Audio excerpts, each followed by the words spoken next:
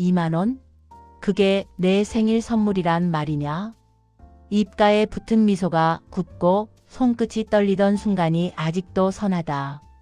그날 나는 몰랐다. 그 얇은 지폐 2장이 우리 가족의 민낯을 들춰낼 줄은. 새벽 6시.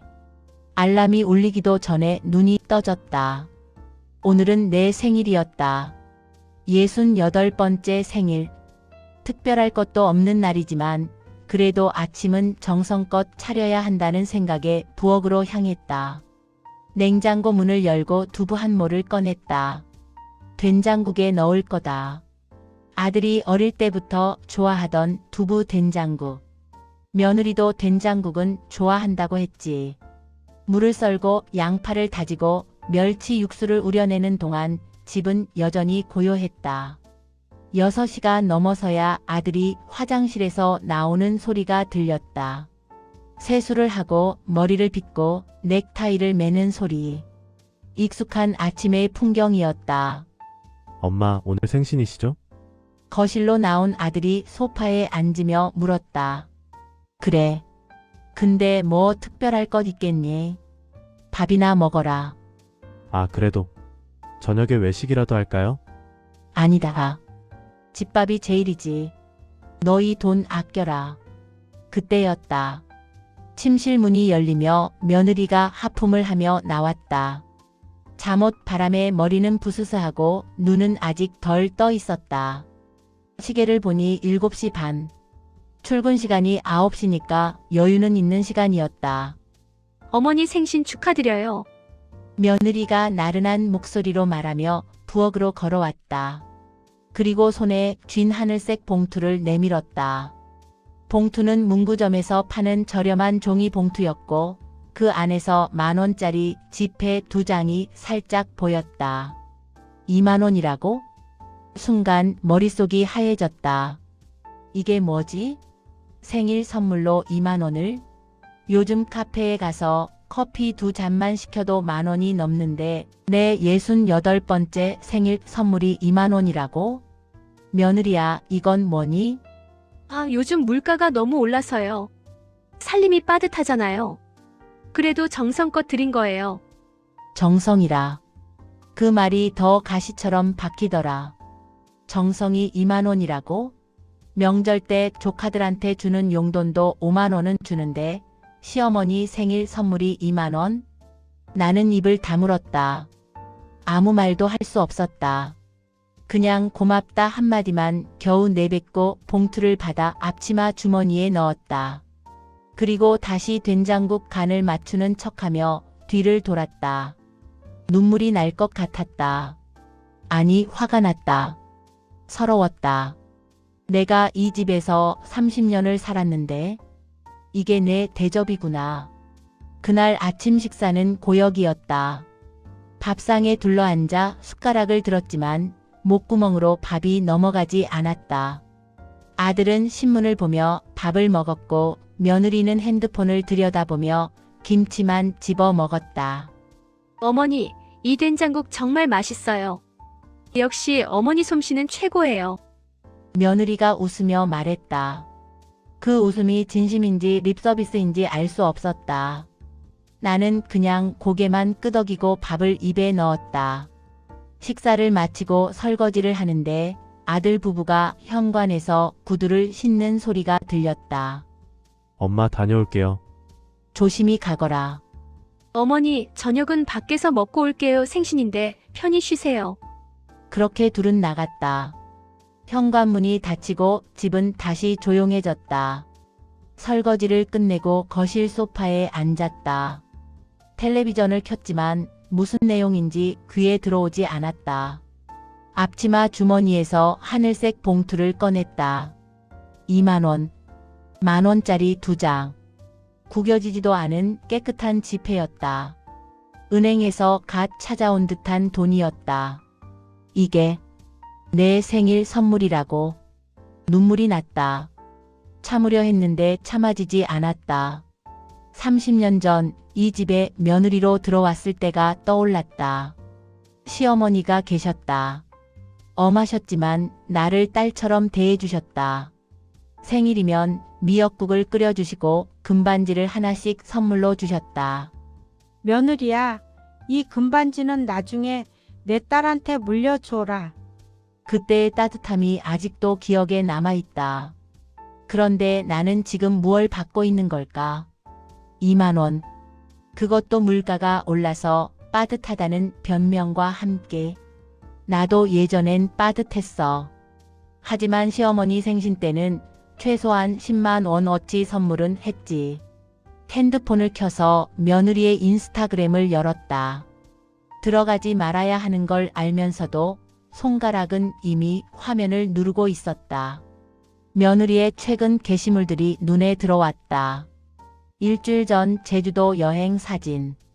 남편이랑 힐링 여행 해시태그 제주도 해시태그 신혼여행 해시태그 행복.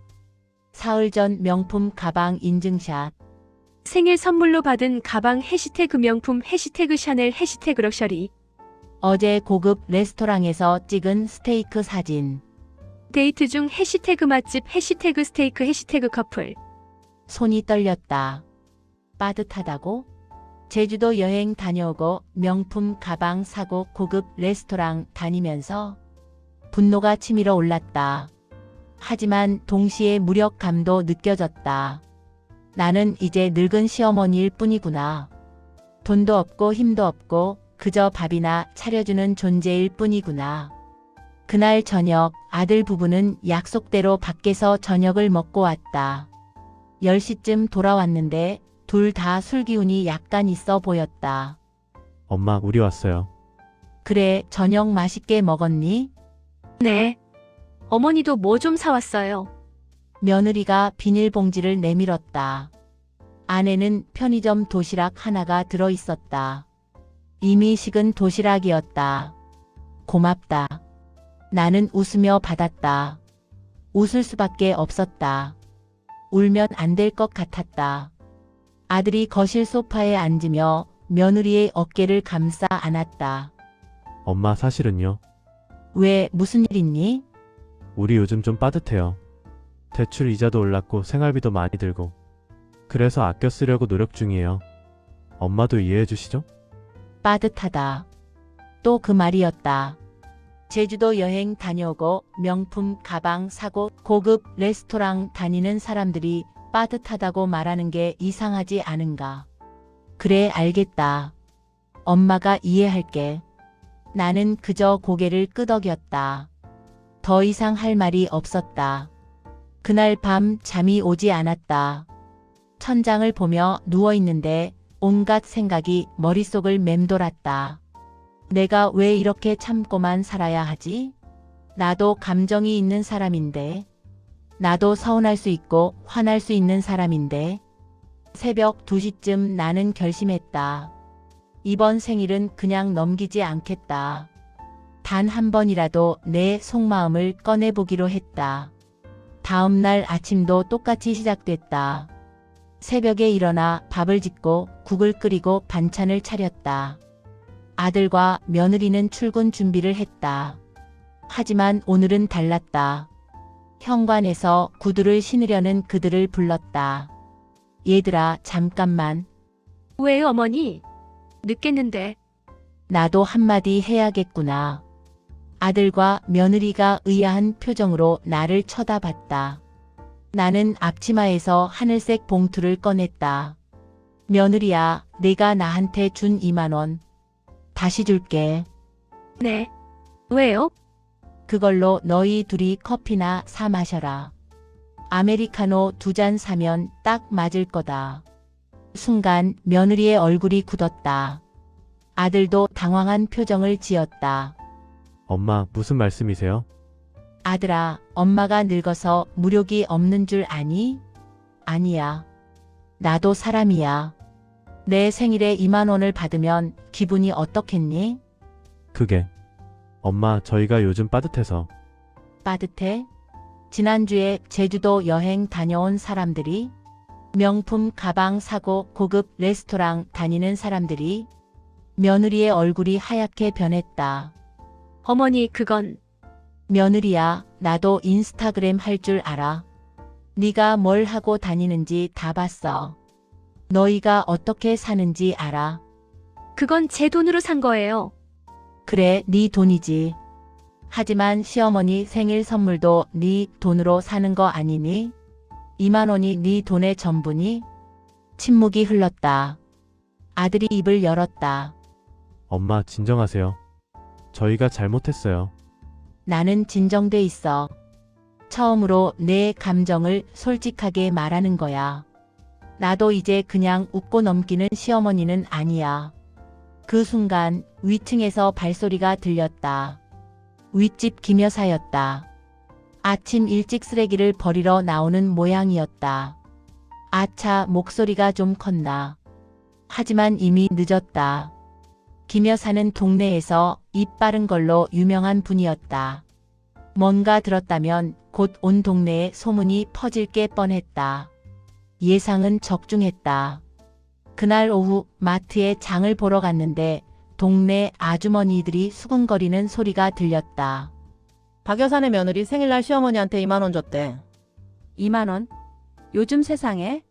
그것도 생일 선물로? 젊은 것들 요즘 싸가지가 없지 뭐. 우리 때는 상상도 못할 일이야.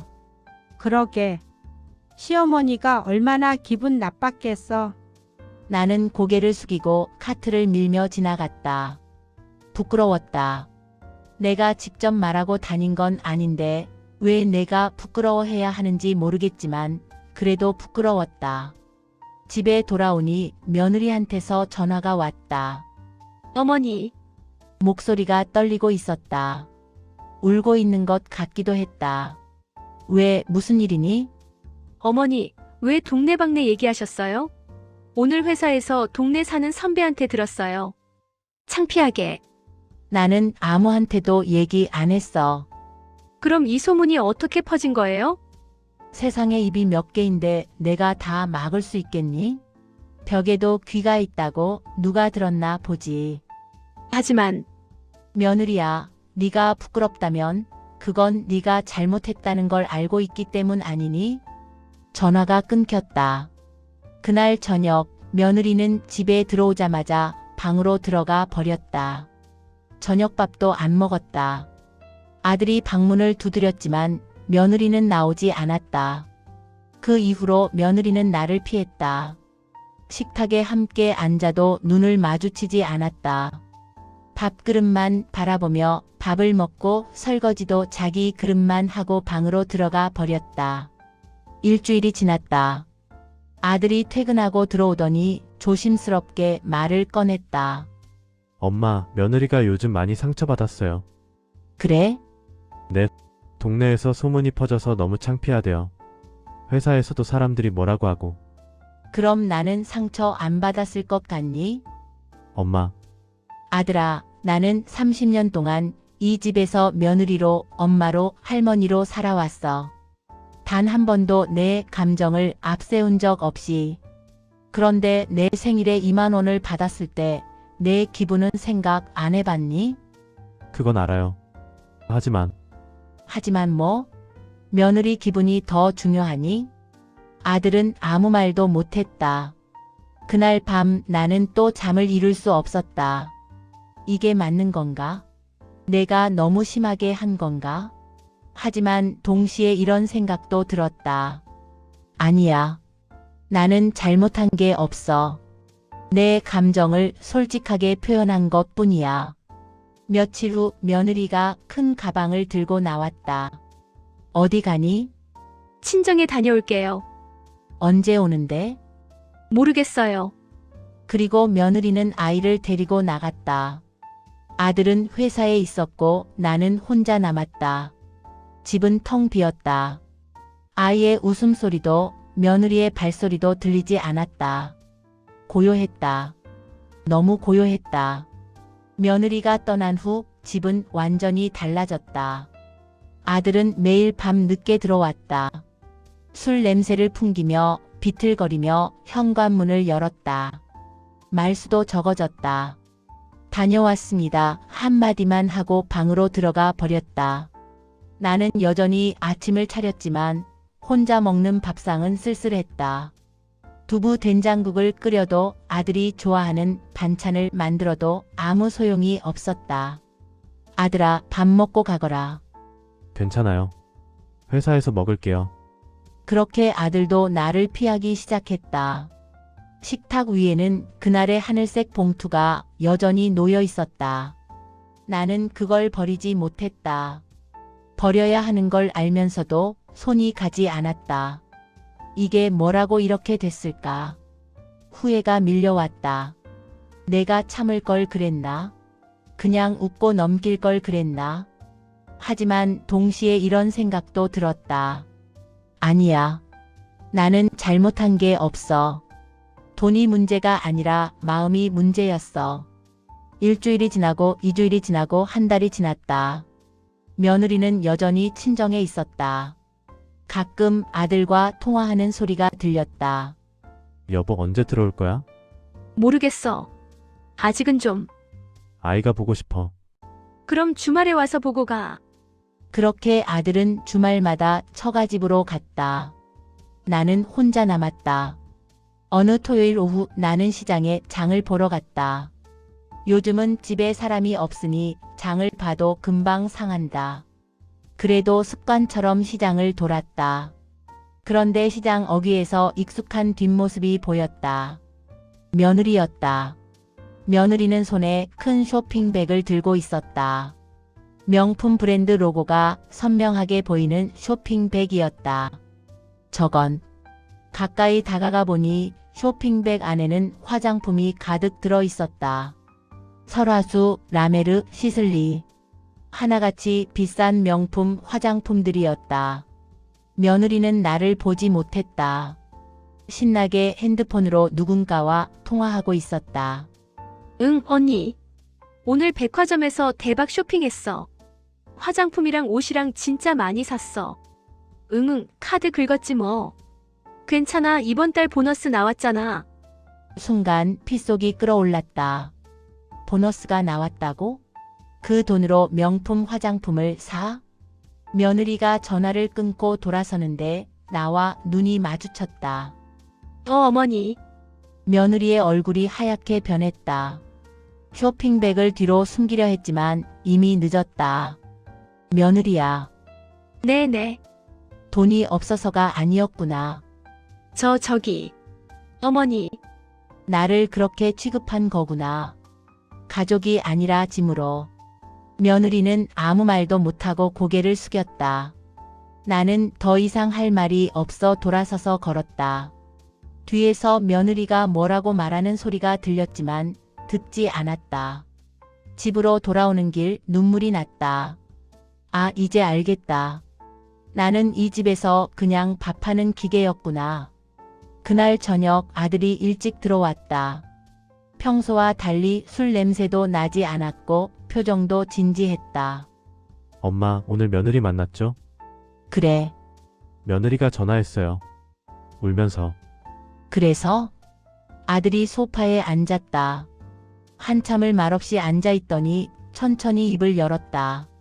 엄마 제가 며느리 편만 들었던 것 같아요.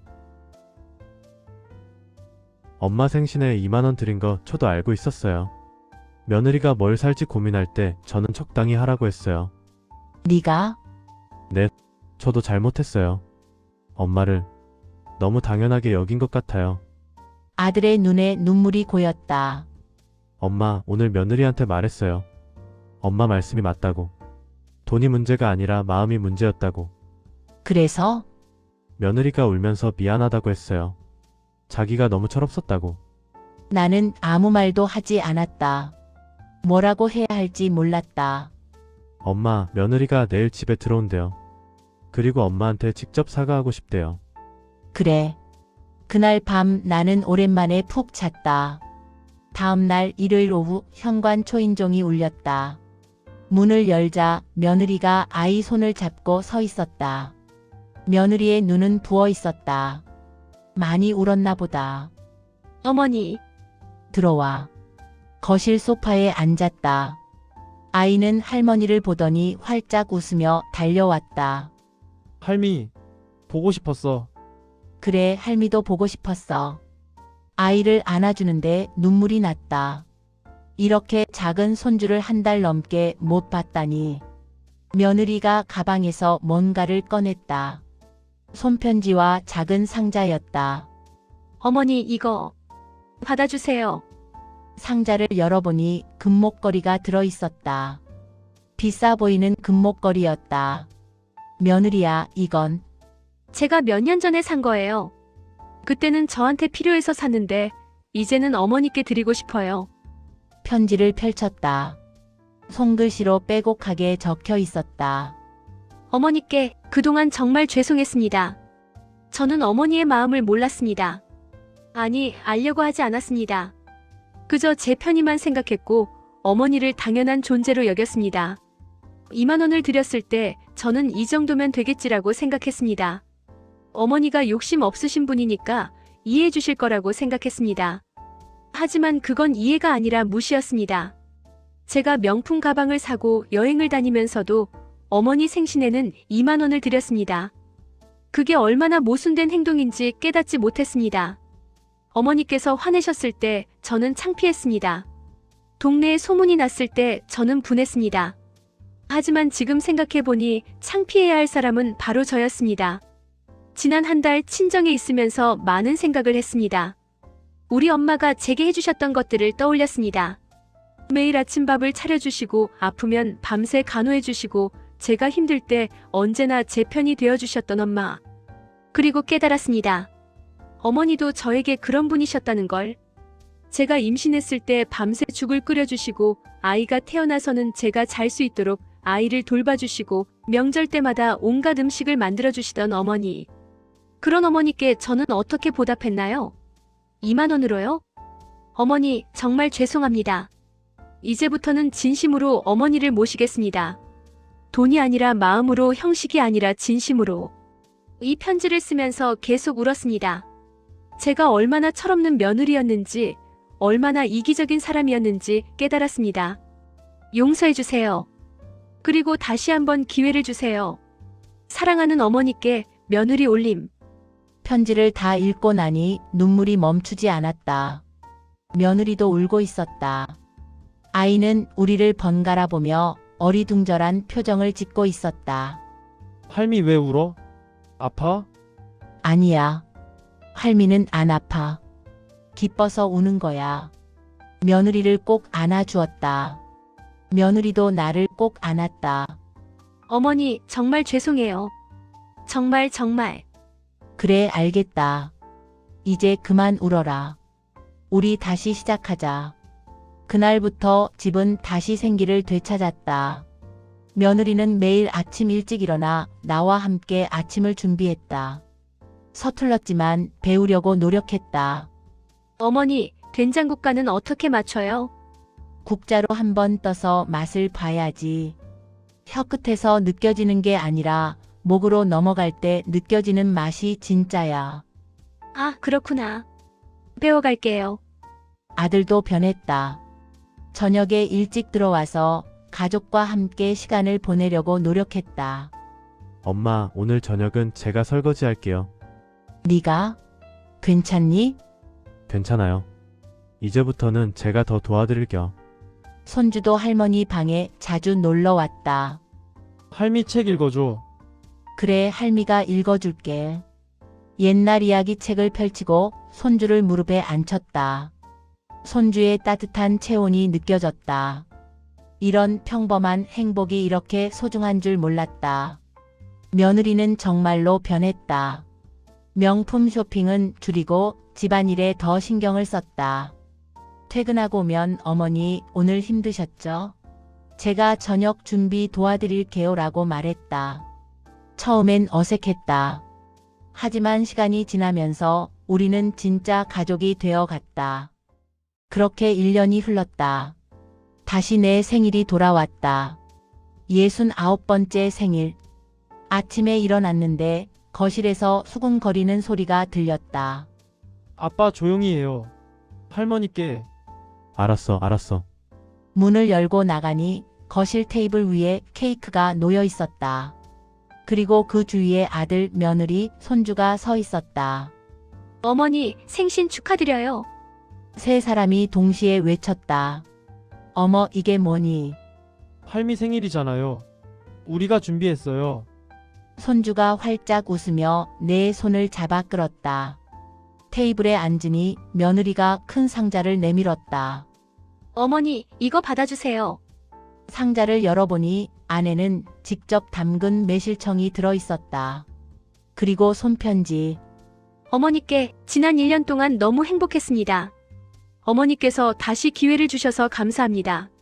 이 매실청은 제가 직접 담갔습니다. 어머니께서 가르쳐 주신 대로 정성껏 담갔습니다. 석 달 동안 매일 흔들어주고 매실 하나하나 정성껏 골라서 담갔습니다. 어머니, 저는 이제 알아요. 돈보다 마음이 더 중요하다는 걸. 형식보다 진심이 더 값지다는 걸. 1년 전 그날 2만 원을 드렸던 제가 너무 부끄럽습니다. 하지만 그 일이 있었기에 지금의 제가 있을 수 있었습니다. 어머니 사랑합니다. 그리고 앞으로도 잘 부탁드립니다. 며느리 올림. 편지를 읽는데 또 눈물이 났다. 하지만 이번엔 기쁜 눈물이었다. 어머니, 우리 미역국도 준비했어요. 어머니가 좋아하시는 소고기 미역국이요. 며느리가 부엌에서 뚝배기를 들고 왔다.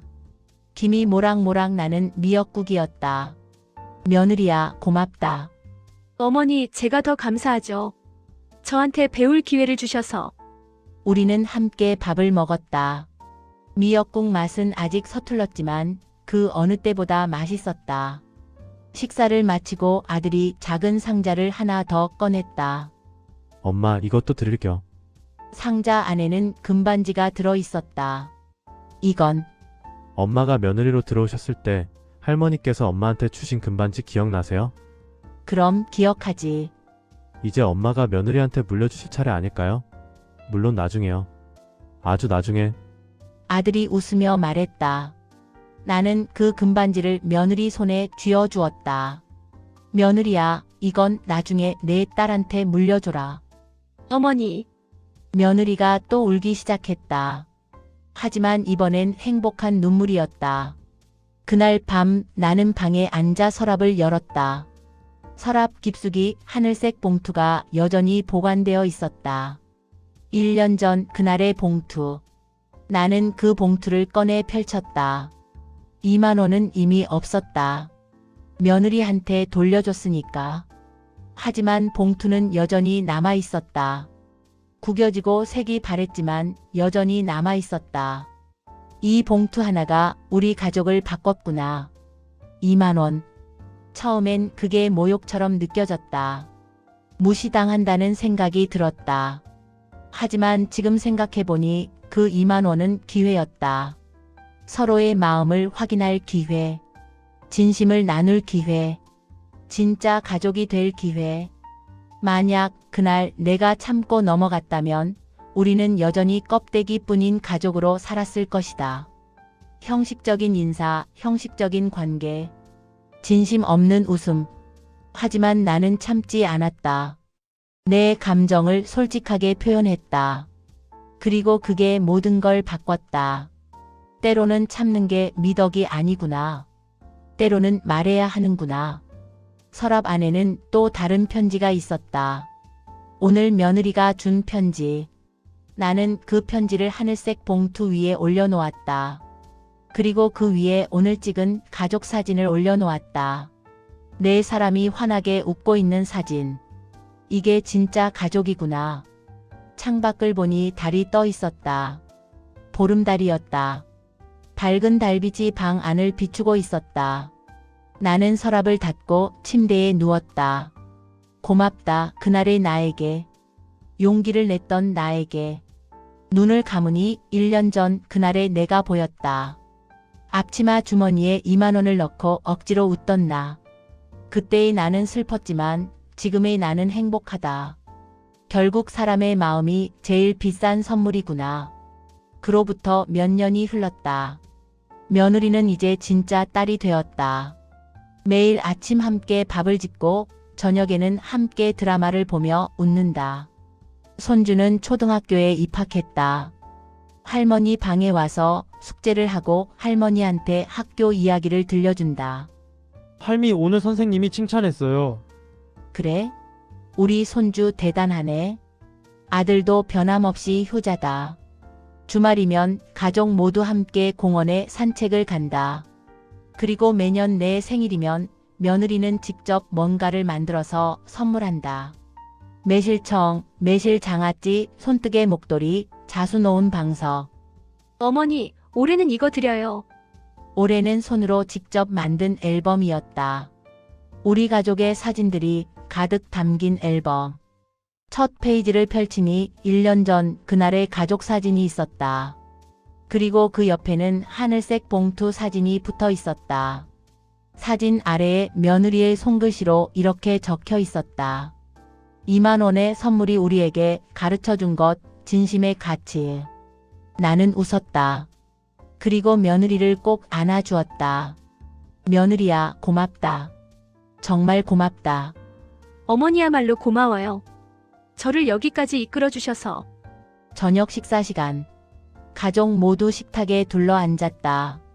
며느리가 끓인 된장국, 아들이 구워온 생선, 내가 만든 나물들. 자, 건배. 손주가 주스잔을 들고 외쳤다. 할미 생일 축하해요. 우리는 함께 잔을 부딪혔다. 따뜻한 저녁이었다. 식사를 마치고 거실 소파에 앉았다. 며느리가 내 옆에 앉으며 말했다. 어머니, 사실 저 요즘 후배 며느리들한테 조언 많이 해요. 무슨 조언? 시어머니를 어떻게 대해야 하는지요. 진심으로 모셔야 한다고, 형식적인 선물보다는 마음을 담은 선물이 중요하다고. 그래? 네. 그리고 제 이야기도 해줘요. 제가 얼마나 철없었는지, 그리고 어떻게 변했는지. 며느리가 부끄러운 듯 웃었다. 후배들이 그래요. 그 이야기 듣고 정신 차렸대요. 나는 며느리의 손을 잡았다. 며느리야, 네가 변한 게 아니야. 내 안에 있던 진심이 드러난 거지. 어머니, 그날 밤 잠자리에 들기 전에 나는 서랍을 열었다. 하늘색 봉투가 여전히 그 자리에 있었다. 이제는 추억이 된 봉투. 나는 그 봉투를 쓰다듬으며 생각했다. 이 작은 봉투 하나가 우리 가족을 구했구나. 그리고 웃음이 났다. 진심 어린 웃음이. 세상에서 가장 비싼 선물은 2만 원이 아니라 그것을 통해 배운 진심이었구나. 몇 년이 더 흘렀다. 나는 이제 70이 넘었다. 머리는 하얗게 새었고 허리도 많이 굽었다. 하지만 행복하다. 며느리는 이제 친딸보다 더 가까운 사이가 되었다. 아프면 옆에서 간호해주고 외로우면 옆에 앉아 이야기를 들어준다. 어머니, 오늘 날씨 좋은데 산책 가실래요? 그래, 가자. 며느리 손을 잡고 공원을 걷는다. 햇살이 따뜻하다. 벤치에 앉아 쉬는데 며느리가 물었다. 어머니, 그때 그 2만 원 기억나세요? 물론이지. 어떻게 잊겠니? 저 사실 그날 정말 무서웠어요. 어머니가 화내실 줄 몰랐거든요. 나도 무서웠어. 처음으로 내 감정을 드러냈으니까. 우리는 함께 웃었다. 어머니, 고마워요. 그때 말씀해 주셔서. 나도 고맙다. 네가 변해줘서. 며느리가 내 어깨에 머리를 기댔다. 어머니는 제 인생의 스승이에요. 무슨 소리를 그렇게. 정말이에요. 어머니가 가르쳐 주셨잖아요. 진심이 뭔지. 우리는 한참을 그렇게 앉아 있었다. 햇살은 따뜻했고 바람은 부드러웠고 마음은 평화로웠다. 그날 저녁 집으로 돌아와 서랍을 열었다. 하늘색 봉투는 여전히 그 자리에 있었다. 이제는 누렇게 바랜 봉투. 나는 그 봉투를 꺼내 손주에게 보여주었다. 손주야, 이거 뭔지 알아? 봉투요? 그래. 이 봉투 하나가 우리 가족을 바꿨단다. 어떻게요? 나는 손주에게 그날의 이야기를 들려주었다. 2만 원의 선물, 상처받은 마음, 용기 있는 고백, 그리고 화해. 손주는 눈을 반짝이며 들었다. 할미는 용감했어요. 그래. 할미도 그렇게 생각해. 나는 봉투를 다시 서랍에 넣었다. 그리고 그 위에 오늘 찍은 사진을 올려놓았다. 사진 속에는 나와 며느리가 손을 잡고 웃고 있었다. 진심으로. 오늘의 사연 끝까지 함께 해주셔서 감사합니다. 마음 한켠이 따뜻해졌다면 좋아요와 구독 눌러주세요. 히읗.